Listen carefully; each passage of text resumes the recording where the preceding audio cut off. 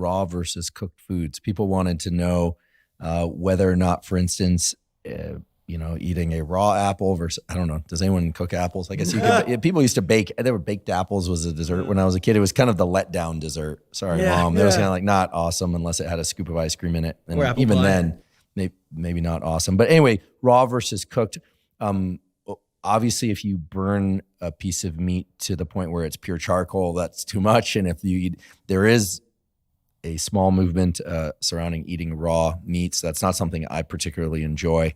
Frankly, sushi is the only raw food I personally ingest, and I am very careful about the sourcing.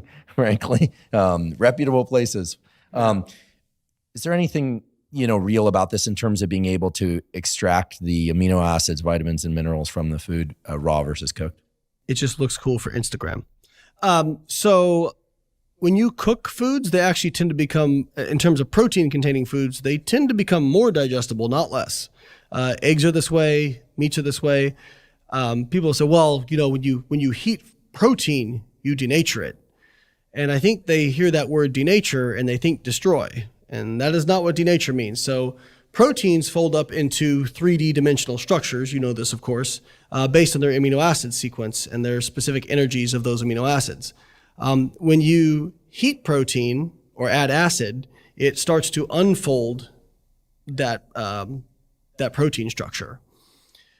That happens during digestion anyway. So I always chuckle when like I've seen some companies come out with way that you can cook with, right? That's not going to, destroy the amino acids. I'm like, so you mean like regular whey, right? So, typically cooking actually makes amino acids more bioavailable, not less. Now, I would stay away from charring your meat because there is some evidence that charring creates polyaromatic hydrocarbons, which at least in animals, when they give those, they appear to be carcinogenic. So if you do char your meat by accident, I would just cut off the charred portions, and then you should be fine. The char is delicious. Not if it's charred too much, but there is something about a charred crust on a meat. My dad's Argentine, and I would like a good charred barbecue. Yeah.